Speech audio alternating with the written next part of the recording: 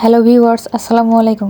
আজ আমি আপনাদের মাঝে নিয়ে আসলাম আলু দিয়ে গরুর মাংস রান্না এবং আলু বেগুন, পুঁটি মাছ ও কুমড়ো বড়ির চচ্চড়ি। এটি আমাদের দেশের পপুলার একটি রেসিপি। তো পুঁটি মাছে অনেক কাটা থাকে, তো তাই হালকা করে ভেজে নিয়েছি। দেন কুমড়ো বড়িগুলো ভেজে নেব। এবার মশলা কষিয়ে নেব।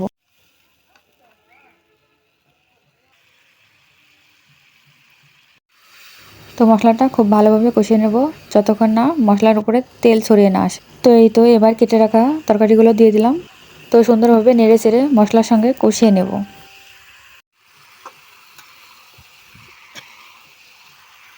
তারপর হালকা করে পানি দিয়ে পুনরায় ভালোভাবে আবারও কষিয়ে নেব।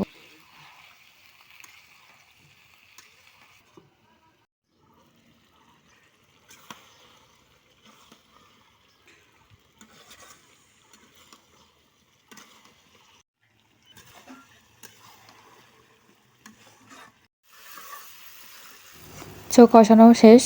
এবার ঝোলের জন্য পানি দিয়ে দেব।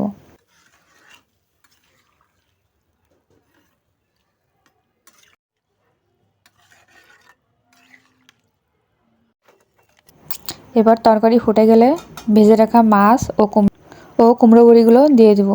তো রান্না প্রায় শেষের দিকে। এবার জিরে ভাজনা দিয়ে নামিয়ে নেব। তো আরও একটি রেসিপি রান্না করব, আলু দিয়ে গরুর মাংস। তো আপনারা দেখতে থাকেন। আজকে সম্পূর্ণ হাতে মেখে গরুর মাংস রান্না করব। তো মাংসটা আমি বরাবরই এভাবে বেশি রান্না করি। এভাবে গ্রেট করে রান্না করলে কিন্তু অনেক টেস্টও হয়। তো আশা করি আমার পুরো ভিডিওটা আপনাদের ভালো লাগবে। আর ভালো লাগলে লাইক, কমেন্ট, শেয়ার করে পাশে থাকবে। তো এটা ছিল আমাদের আজকের চেহারির রান্না। আপনাদের কার কার কাছে কেমন লাগছে অবশ্যই কমেন্ট করে জানাবেন। তো দেখছেন, আপনাদের সাথে গল্প করতে করতে আমার রান্না প্রায় শেষের দিকে। তো প্রায় মাংস কষানো শেষের দিকেই।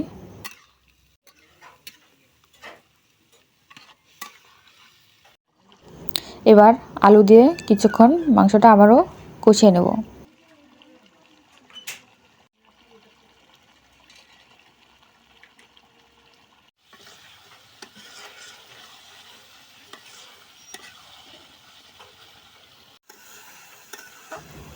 তো কষানো হয়ে গেলে ঝোলের জন্য পরিমাপ মতো পানি দিয়ে দেব।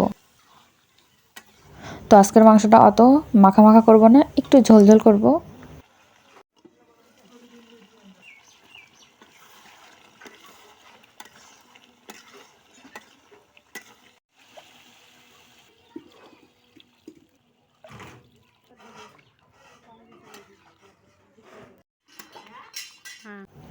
তো আমার রান্না প্রায় শেষ।